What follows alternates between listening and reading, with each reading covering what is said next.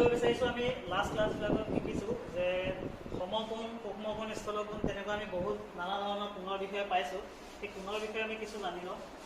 মই প্ৰথমতে ইয়াত লিখিছোঁ সমকোণ। সমকোণ মানে হৈছে যি কোণৰ মান 90 ডিগ্ৰী তেনে কোণক সমকোণ বুলি কোৱা হয়। আৰু পিছৰটো পাইছোঁ সূক্ষ্মকোণ, যি কোণৰ মান 90 ডিগ্ৰীতকৈ সৰু, মানে 0 ডিগ্ৰীতকৈ বেছি আৰু 90 ডিগ্ৰীতকৈ কম তেনেবোৰ কোণক সূক্ষ্মকোণ বুলি কোৱা হয়। স্থূলকোণ, যি কোণৰ মান 90 ডিগ্ৰীতকৈ বেছি আৰু 180 ডিগ্ৰীতকৈ কম হ'ব তেনেবোৰ স্থূলকোণ। তাৰপিছত আমি প্ৰবৃদ্ধ কোণ পাইছোঁ তেনেকৈ, যি কোণৰ মান 180 ডিগ্ৰীতকৈ বেছি হ'ব কিন্তু 360 ডিগ্ৰীতকৈ কম তেনেবোৰ কোণক প্ৰবৃদ্ধ কোণ বুলি কোৱা হ'ব। আৰু সম্পূৰ্ণ কোণ পাইছোঁ, যি কোণৰ মান 360 ডিগ্ৰী তেনে কোণক সম্পূৰ্ণ কোণ বুলি কোৱা হয়।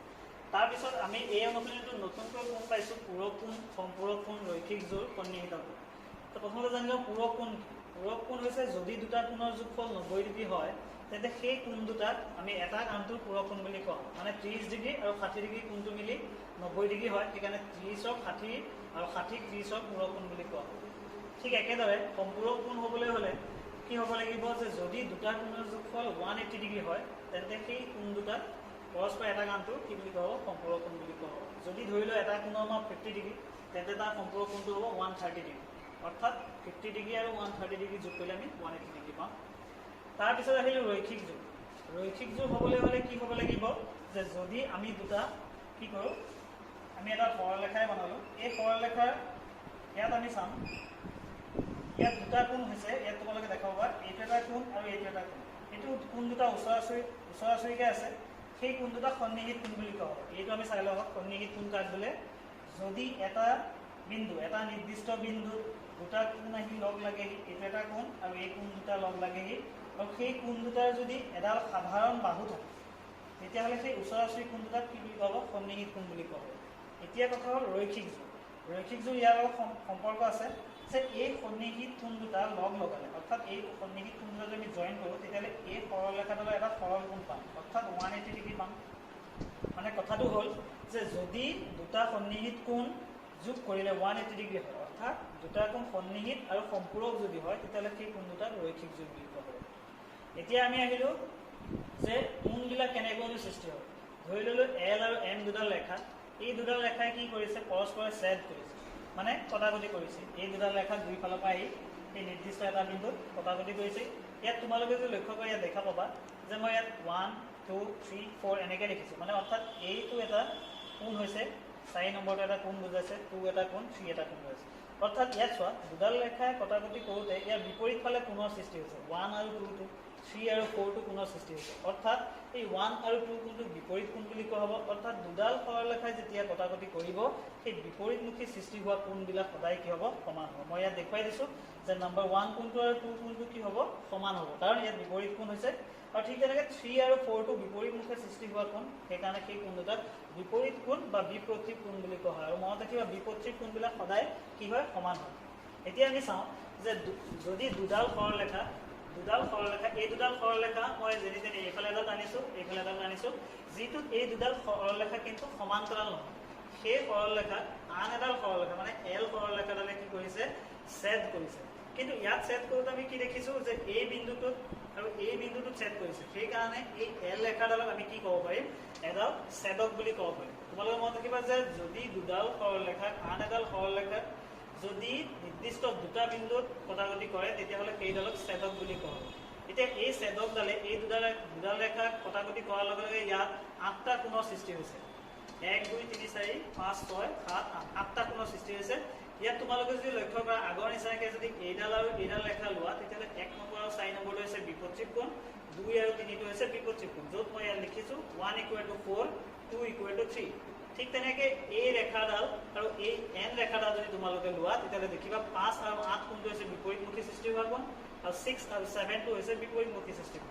মানে মই সেইকাৰণে বিপৰীতমুখী বা বিপত্তিক কোণবোৰ কি হৈছে, সদায় সমান হয়, সেইকাৰণে মই ইকুৱেল লিখিছোঁ ইয়াত।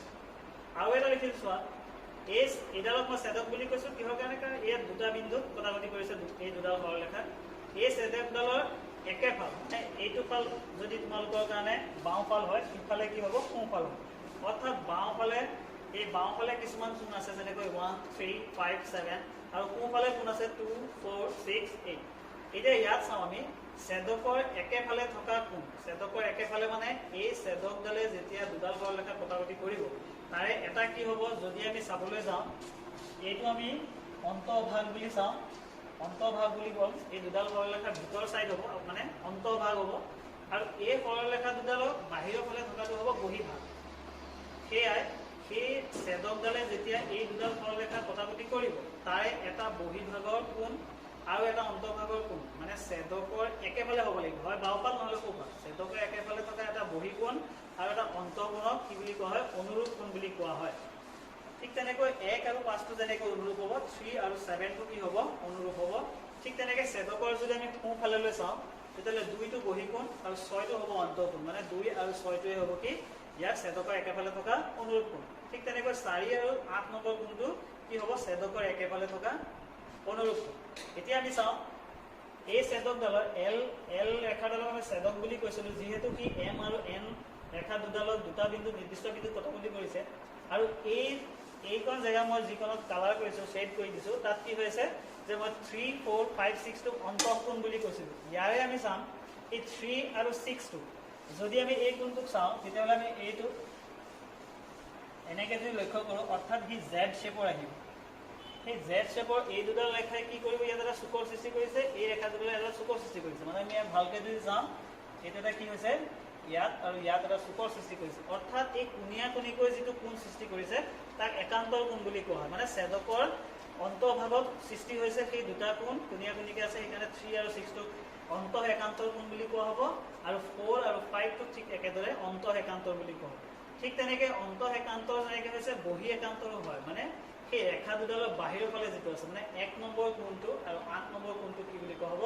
বহি একান্তৰ বুলি কোৱা হ'ব আৰু 2 নম্বৰ আৰু 7 নম্বৰ কোণটো কি কোৱা হ'ব বহি একান্তৰ বুলি কোৱা হ'ব ইয়াত মই গোটেইখিনি তোমালোকক লিখি দিছোঁ ইয়াত দেখা পাবা 3 আৰু 6 টো আৰু 4 আৰু 5 টো হৈছে ইয়াৰ অন্তঃ একান্তৰ কোণ ঠিক তেনেকৈ 1 আৰু 8 2 আৰু 7 টো হৈছে বহি একান্তৰ কোণ তোমালোকে নিজৰ বহিত এই চিত্ৰটো আঁকি ল'বলৈ চেষ্টা কৰিবা আৰু এই চিত্ৰটো আঁকি লৈ পেলাই মই যেনেকৈ ভিডিঅ'টো দেখুৱাইছোঁ সেইটো ভালদৰে শুনিবলৈ যত্ন কৰিবা আৰু যেনেকৈ দেখুৱাইছোঁ যে বহি একান্তৰ কোণটো কয় অন্তঃ একান্তৰ কোণ কয় সেইটো বুজি ল'বলৈ চেষ্টা কৰিবা পৰৱৰ্তী ভিডিঅ'ত আমি ইয়াত যেনেকৈ কেৱল দুডাল সমান্তৰাল সৰলৰেখা আৰু ছেদক লৈ পেলাই এই কোণবিলাকৰ পৰিচয় কৰি দিছোঁ পৰৱৰ্তী ভিডিঅ'ত আমি সমান্তৰাল সৰলৰেখাত যদি এডাল ছেদকে ছেদ কৰে তেতিয়াহ'লে তাত পুনৰ কি সম্পৰ্ক গঠিত হয় সেইবিলাকৰ বিষয়ে পাম তো আজিলৈ ইমানেই ভিডিঅ'টো সামৰিছোঁ বাকী যাৰ জানিবলগীয়া আছে কিবা বিষয়ে যদি জানিবলগীয়া থাকে কমেণ্ট ছেকশ্যনত জনাব পাৰিব আৰু মনত ৰাখিব আমাৰ ভিডিঅ'বিলাক চাই থাকিব আৰু লাইক শ্বেয়াৰ কৰিব আমাৰ ভিডিঅ' চেনেলটো হৈছে শুভ আছাম ছাবস্ক্ৰাইব কৰিব